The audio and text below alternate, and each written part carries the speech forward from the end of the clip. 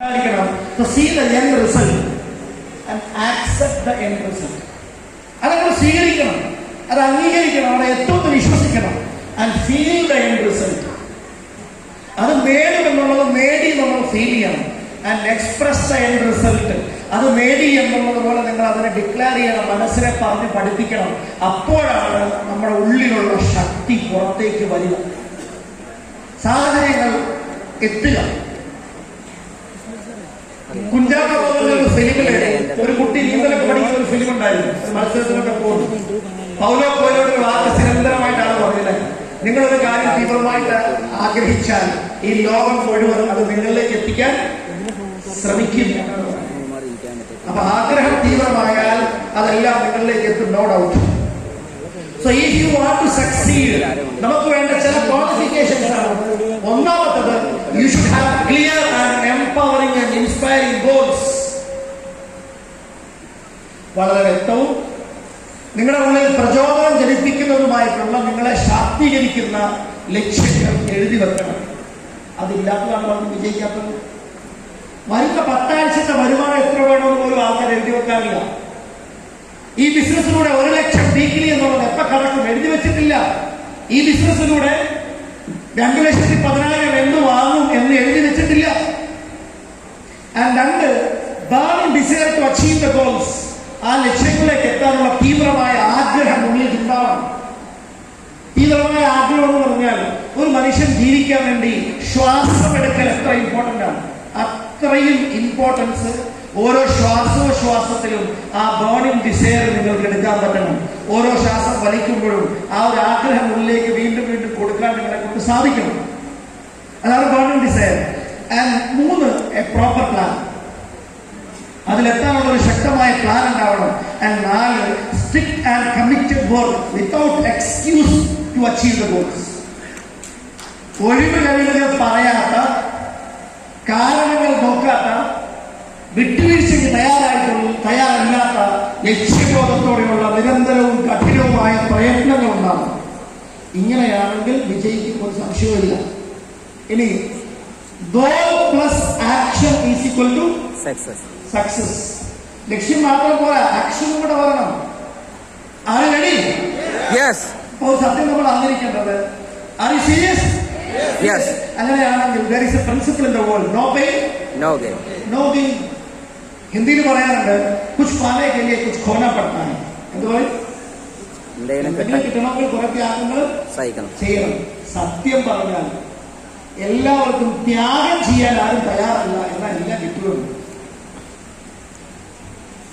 കക്ഷത്തിലിരിക്കുന്നത് പോകാനും പാടില്ല, ഉത്തരത്തിലിരിക്കുന്നത് കിട്ടുകയും ചെയ്യണം. ഇത് മന്ത്ലി 50,000, വീക്കിലി 2-10.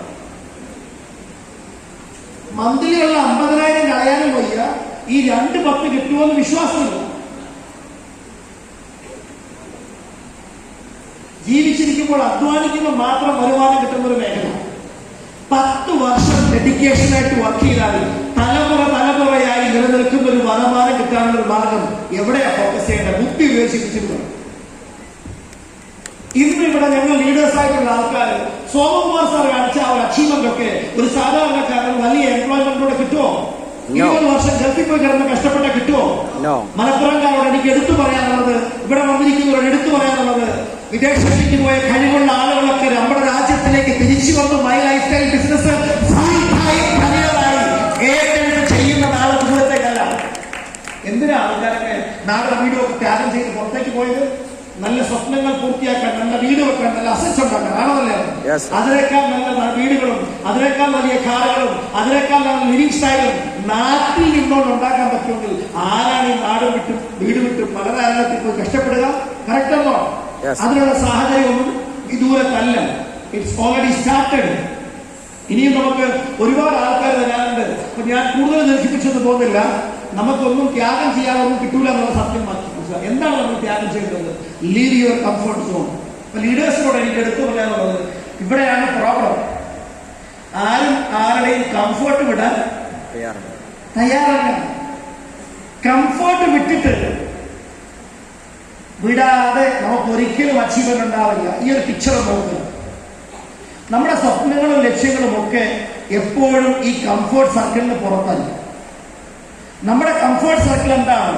നമ്മുടെ നാട്, വീട്, വീട്ടിലെ ഭക്ഷണം, വീട്ടുകാരെ എല്ലാ ദിവസവും അങ്ങനെ പോവുക, ഇതാണ് നമ്മുടെ കംഫർട്ട് സോൺ. അത് വിട്ട് പുറത്തേക്ക് പോകാൻ പാടാണ്. അത് വിട്ട് പുറത്തേക്ക് പോകാൻ പാടുള്ളവർക്ക് ഒരിക്കലും വലിയ അച്ചീവ്മെന്റ് ഉണ്ടാവുമോ? ഇല്ല. ആ മൈൻഡ് സെറ്റ് ചേഞ്ച് ചെയ്യണം. ഈ രാത്രിയിൽ ഒരു 12 മണി, 1 മണി, 2 മണി, 3 മണിയൊക്കെ ആകുമ്പോൾ ഒരു പ്രകാശം ഇങ്ങനെ വരും. പ്രകാശത്തിന്റെ ആദ്യത്തെ രശ്മികൾ, ആ രശ്മികൾ ഇരുട്ടിനെ കീറി മുറിച്ചാൽ വരും. ഒരു മാറ്റമാണ്, ചേഞ്ചാണ്, കട്ടിങ്. കംഫർട്ട് സോൺ ബ്രേക്ക് ചെയ്യും. ഒരു കോഴിക്കുഞ്ഞ് വരികയാണ്, അതിന്റെ പുറത്തുള്ള തോട് പൊട്ടിച്ച് അതിന്റെ ചുണ്ടുകൊണ്ട് വളരെ സോഫ്റ്റ് ആയിരിക്കും ചുണ്ടാദ്യം. അതുകൊണ്ട് അത് പൊട്ടിച്ചാൽ പുറത്തു വരുന്നത്. കഷ്ടപ്പെടുന്ന കോഴിക്കുഞ്ഞിനെ ഹെൽപ്പ് ചെയ്യാൻ വേണ്ടി നമ്മൾ പൊട്ടിച്ചു കൊടുത്താലോ? ക്ലോസ്. ഇത്ര കട്ടിയുള്ള ചേട്ടക്കകത്തുനിന്ന് ഒരു തെങ്ങിന്റെ നാമ്പ് എങ്ങനെ പുറത്തു വരുന്നത്? ചിന്തിച്ചു നോക്കിയിട്ടുണ്ടോ? ചെറിയ നാമ്പാണ്. ഇത്രയും കട്ടിയുള്ള ചേട്ടയിൽ അതിന് എളുപ്പത്തിൽ വരാൻ പറ്റുന്ന ഒരു സ്ഥലം ആദ്യം കണ്ടുപിടിക്കും. എന്നിട്ട് നിരന്തരമായി പ്രഷർ കൊടുത്ത് അത് അതിനുള്ളിൽ ഊർജ്ജം സംഭരിച്ച് അത് അതിൽ കൂടി പുറത്തേക്ക് വന്നുണ്ടാകുന്ന തെങ്ങ്, ആ ഒരു ക്രൈസിസ് ഉണ്ടല്ലോ, ആ ഒരു ത്യാഗമുണ്ട്, ആ ഒരു കഷ്ടപ്പാടുണ്ടല്ലോ, അതാണ് അതിന്റെ കൊടുങ്കാറ്റ് ഉണ്ടാകുന്ന ഒരു തെങ്ങ് മലയാളികളെ കിട്ടാൻ അതിന് ശക്തി കൊടുത്തത്. ആ ഒരു പരിസരമാണ്. ഈ കംഫർട്ട് സോൺ ബ്രേക്ക് ചെയ്തെങ്കിൽ ഏതൊരു വിത്ത് പുറത്തു വരുള്ളൂ. കറക്റ്റാണ്. ഞാനും നിങ്ങളും ഈ കംഫർട്ട് സോൺ ബ്രേക്ക് ചെയ്ത് പുറത്തു വന്നവരാകുന്നു. ആണോ അല്ലേ? ആ ഒരു കംഫർട്ട് സോൺ ബ്രേക്ക് ചെയ്ത് പുറത്തു വന്നവരാ. ലോകത്ത് വലിയ അച്ചീവ്മെന്റ് ഉണ്ടാകണമെങ്കിൽ കംഫർട്ട് സോൺ വിട്ടേ പറ്റൂ. അപ്പൊ കംഫർട്ട് സോൺ വിടാതെ നിൽക്കുന്നതാണ് നമ്മുടെ ഫാസ്റ്റസ്റ്റ് ഗ്രോത്ത് ഇല്ലാത്തതിന്റെ പ്രധാന കാരണം. അതുകൊണ്ട് ഇത് വിട്ടേ പറ്റുള്ളൂ. If you want to achieve your goals or dreams, അല്ലെങ്കിൽ ഇതിന് നമ്മൾ ത്യാഗം ചെയ്യണം. ടൈം ഫ്രീഡമുള്ള ഒരു ലൈഫ്, അതിനെ നമ്മൾ ത്യാഗം ചെയ്യണം. സാമ്പത്തികമായ സ്വാതന്ത്ര്യവും സമയ സ്വാതന്ത്ര്യവും ഒന്നിച്ചു കിട്ടിയാൽ അത് എൻജോയ് ചെയ്യാൻ കഴിയുന്ന ഒരു സിറ്റുവേഷൻ, അതിനെ നമ്മൾ ത്യാഗം ചെയ്യണം. പക്ഷെ അത് നല്ലതാണോ? That anybody can do. ആർക്കും ചെയ്യാം. പക്ഷേ ഇങ്ങനെ നമ്മൾ അടുത്ത ലക്ഷ്യത്തിലേക്ക് എത്തിക്കഴിഞ്ഞാൽ അടുത്ത കംഫോർട്ട് സോൺ അവിടെ ഉണ്ടാവുക. ഞാൻ എന്റെ വളർച്ചയുടെ ഘട്ടത്തെ കുറിച്ച് പറയാം. ഞാൻ ആദ്യം ഈ ബിസിനസ് തുടങ്ങിയത് എന്റെ സ്വന്തം നാടായ ചങ്ങനാശ്ശേരി, കോട്ടയം, സമീപ പ്രദേശങ്ങളായിട്ടുള്ള ആലപ്പുഴ, തിരുവല്ല, മുല്ലപ്പള്ളി ഇങ്ങനെയുള്ള ചില സ്ഥലങ്ങളിലൊക്കെയാണ് ഞാൻ ആദ്യമായി തുടങ്ങുന്നത്. എന്നാൽ പിന്നീട് പതുക്കെ എറണാകുളം വന്നു, ചേർത്തല വന്നു, പിന്നീട് വയനാട്ടിലേക്ക് പോയി, സുൽത്താൻ ബത്തേരി, കാസർഗോഡ്, ഇങ്ങനെ എന്തൊക്കെയോ കാരണം കൊണ്ട് മലപ്പുറത്തേക്ക് വരാൻ സാഹചര്യം കിട്ടിയിട്ടില്ല. ഇങ്ങനെ പല സ്ഥലങ്ങളിൽ കേരളമൊക്കെ പതുക്കെ കേരളത്തിൽ എല്ലാ സ്ഥലം, കണ്ണൂര്, പയ്യന്നൂര്, തളിപ്പറമ്പ്, ഇങ്ങനെ ഓരോരോ കൂത്തുപറമ്പ്, ഓരോരോ സ്ഥലങ്ങൾ ഇങ്ങനെ പതുക്കെ ഡെവലപ്പ് ചെയ്ത് തിരുവനന്തപുരം, കൊല്ലം, കരുനാഗപ്പള്ളി, ഇങ്ങനെ കേരളം മൊത്തം സ്പ്രെഡ് ചെയ്യും. ഈ സമയത്ത് നിരവധി അച്ചീവേഴ്സ് ഉണ്ടായി. ആ സമയത്ത് ഈ ബിസിനസ്സിൽ വലിയൊരു അച്ചീവർ ആകണമെന്ന് ഒരു ട്രെയിനിങ് പ്രോഗ്രാം വെച്ച് കേൾക്കുകയാണ്. ആ ഒരു മെസ്സേജ് നിങ്ങൾക്ക് തരണമെന്ന് എനിക്കും ആകുന്നു. ഈ ബിസിനസ്സിലൂടെ നിങ്ങളൊരു വലിയ അച്ചീവറായി മാറണമെന്നുണ്ടെങ്കിൽ ഏത് മേഖലയിൽ നിന്നാലും നമ്പർ 1 ആവാൻ തീരുമാനമെടുക്കുക. നമ്പർ 2 ലോകം ഓർത്തിരിക്കില്ല. ഓർക്കോ? ഒരു സ്പോർട്സ് ഈവന്റിൽ ഗോൾഡ് മേടിച്ചവരെല്ലാവരും ഓർക്കും, സിൽവർ മേടിച്ചവരോ? ഗോൾഡ് സിൽവർ തമ്മിൽ വലിയ വ്യത്യാസമൊന്നുമില്ല. Small difference. ആ മൈന്യൂട്ട് ഡിഫറൻസ് ആണെങ്കിൽ പോലും ആരും അവരെ ഓർത്തിരിക്കില്ല. ചന്ദ്രനിൽ പോയ ആദ്യത്തെ ടീമിനെ നമുക്കറിയാം. Neil Armstrong for example. Everest കീഴടക്കിയ ആൾക്കാർ എഡ്മണ്ട് ഹിലാരി, ഒട്ടൻ സിംഗ്, അവർ നിങ്ങൾക്കറിയാം. രണ്ടാമത്തെ നമുക്ക് നല്ലത് അറിയാം, നമുക്ക് താല്പര്യമില്ല. കറക്റ്റ് ഉണ്ടോ? അങ്ങനെയാണെങ്കിൽ നമ്മൾ മൈ ലൈഫ് സ്റ്റൈൽ ബിസിനസ്സിൽ ഡയറക്ട് സെല്ലിംഗ് നിന്നാൽ ഈ ബിസിനസ്സിൽ എന്തുകൊണ്ട് നമ്പർ 1 ആയിക്കൂടാ? Take a strong decision. പക്ഷെ അതിനനുസരിച്ച് മാറണം. ഒരിക്കലും ഒരു പ്രോഗ്രാം ഇങ്ങനെ കേട്ടപ്പോ, ഇതേ വാചകങ്ങൾ കേട്ടപ്പോൾ ഞാനും അവിടെ എന്റെ ഡയറിയുടെ ഫണ്ട് പേരിൽ എഴുതി വെച്ചു, ഡയറക്ട് സെല്ലിംഗ് ഇൻഡസ്ട്രിയിലെ വേൾഡിൽ നമ്പർ 1 ആണ്. I was nothing. That time also this time. പക്ഷേ അന്നത് എഴുതി വെക്കുകയും എല്ലാ ദിവസവും അത് വായിച്ചു നോക്കുകയും അത് വായിച്ചുകൊണ്ടേ ദിവസം തുടങ്ങും, അത് വായിച്ചുകൊണ്ടേ ഉറങ്ങും, അതിനുവേണ്ടി നിരന്തരമായി ചിന്തിച്ചു. അങ്ങനെ കേരളത്തിൽ മാത്രം ബിസിനസ് ചെയ്തിട്ട് വേൾഡിൽ നമ്പർ 1 ആകുമെന്ന് തീരുമാനിച്ചാൽ ഞാൻ മണ്ടനാണ്. ആ മണ്ടത്തരം കാണിക്കാൻ പാടില്ല. അതുകൊണ്ട് കേരളം വിട്ട് പുറത്തേക്ക് പോകാൻ തീരുമാനിക്കുന്നു. കേരളം വിട്ട് പുറത്തേക്ക് പോകാൻ പോകുമ്പോൾ ഒരു ചലഞ്ച്, ഇംഗ്ലീഷ് അറിയില്ല, ഹിന്ദി അറിയില്ല, അവിടുത്തെ ആഹാര രീതി വശമില്ല, കാലാവസ്ഥ വശമില്ല. പക്ഷെ ഇതൊന്നും അറിയില്ല എന്ന് കരുതി വേണമെങ്കിൽ പോകാതിരിക്കാമായിരുന്നു. ഞാൻ പോയി. ഞാൻ പോയി ഓരോരോ സ്ഥലങ്ങളിൽ ഞാൻ അവരുള്ള ലിസ്റ്റ് ഉണ്ടാക്കി, പ്രോസ്പെക്ടിംഗ് ലിസ്റ്റ് ഉണ്ടാക്കി സെലക്ട് ചെയ്ത് ആൾക്കാരെ ബിസിനസ്സിലേക്ക് കൊണ്ടുപോകാനുള്ള സംവിധാനങ്ങളൊക്കെ പ്ലാൻ ചെയ്തു. യാത്രകളിലൊക്കെ വെച്ച് കണ്ട ഒരു സാധാരണ വ്യക്തിയിൽ നിന്ന് കിട്ടിയ ഒരു കണക്ഷൻ വഴിയാണ് ഇന്നത്തെ ഡയമണ്ട് എക്സിക്യൂട്ടീവ്സ് എന്ന് പറഞ്ഞിട്ടുള്ളത്. നമ്മളതിനുവേണ്ടി പരിശ്രമിച്ചതുകൊണ്ടാണ് ആ യാത്രയാണ് എന്നെ ക്രൗഡ് ആൻഡ് നടത്തിയത്.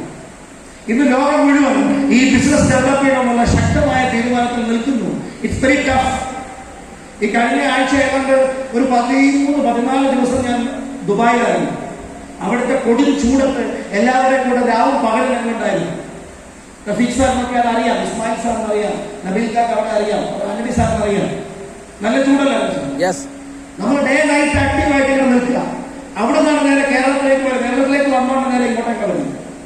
ഇന്നിവിടെയാണ്, നാളെ ആലപ്പുഴയിലുണ്ട്, മറ്റന്നാൾ ഞാൻ ദുബായിലായിരിക്കും, അതിന് 2 ദിവസം ഞാൻ ചിലപ്പോൾ തായ്ലൻഡിലായിരിക്കും, അതിനടുത്ത ദിവസം അമേരിക്കയിലായിരിക്കും. ഇതാണ് എന്റെ ഇപ്പോഴത്തെ സ്കെഡ്യൂൾ. ഈ സ്കെഡ്യൂളിനിടയ്ക്ക് ഒരുപാട് പ്രോഗ്രാമുകൾ നമ്മൾ പ്ലാൻ ചെയ്യുന്നുണ്ട്. ഞാൻ പറഞ്ഞു വരുന്ന കാര്യം ഇത്ര മാത്രമേ ഉള്ളൂ. ഇതൊക്കെ ഡിഫറെന്റ് ക്ലൈമറ്റും ഡിഫറെന്റ് കാലാവസ്ഥകളാണ്. Now I started learning the global languages like English, American accent. ഇതൊക്കെ പഠിച്ചുകൊണ്ടിരിക്കുകയാണ് by interacting with many people. സാഹചര്യങ്ങൾ പഠിക്കുന്നു, നമ്മൾ മാറാനുള്ള ഒരുപാട് പുതിയ പുതിയ കാര്യങ്ങൾ പഠിക്കുന്നു. ഇതൊക്കെ എന്തിനാണെന്ന് വെച്ച് കഴിഞ്ഞാൽ എന്റെ കംഫർട്ട് സോൺ ബ്രേക്ക് ചെയ്തേ പറ്റൂ. ഇന്ന് നിൽക്കുന്ന സിറ്റുവേഷൻ എന്നെ കംഫർട്ട് സോണിലാക്കിയിട്ടുണ്ടെങ്കിൽ ആ കംഫർട്ട് സോണിനെ ഞാൻ ബ്രേക്ക് ചെയ്തെങ്കിൽ ഇനി എനിക്ക് വളരാൻ സാധിക്കും എന്നുള്ളതാണ്. നിങ്ങൾ വളരണമെങ്കിൽ ആ കംഫർട്ട് സോണിനെ ബ്രേക്ക് ചെയ്യണം. എനിക്ക് എന്റെ MDC ആൻഡ് ലീഡേഴ്സിന് പറയാനുള്ളത്, മാസത്തിൽ 10 ദിവസത്തിൽ കൂടുതൽ ഈ സംസ്ഥാനത്ത് നിൽക്കരുത്. 10 ദിവസത്തിൽ കൂടുതൽ സംസ്ഥാനത്ത് നിൽക്കരുത്. അങ്ങനെ നിൽക്കുന്ന ഒരാൾക്ക് ഡയമണ്ട് ആകാൻ വർഷങ്ങളെടുക്കും. നിങ്ങളുടെ ആളുകൾ നിങ്ങളെ ഡിപ്പെൻഡ് ചെയ്യും. നിങ്ങളുടെ ഒരു വലിയ മരത്തിന് താഴെ ഒരു ചെറിയ മരം ഒരിക്കലും വലിയ മരം ആവില്ല. ലോകത്തിലെ പ്രിൻസിപ്പിളാണ് 3 മാസം 4 മാസം വരെ ഏത് തള്ളക്കോഴിയും കൊച്ചുകോഴിയും നമ്മൾ നോക്കും. 4 മാസം കഴിഞ്ഞ് പിന്നെയും ചെറിയടുത്ത് വന്നാൽ കാലക്കോഴി വേറെ ചോദിക്കും. എന്നിട്ട് മനസ്സിലായാലും കുട്ടിയെടുത്തൊരാളാക്കാം. ഇത് നമുക്ക് ചെയ്യാൻ പറ്റത്തില്ല എന്ന് മാത്രമേ ഉള്ളൂ. പക്ഷേ നമ്മൾ മാറിപ്പോണം. വേണം വേണ്ടേ?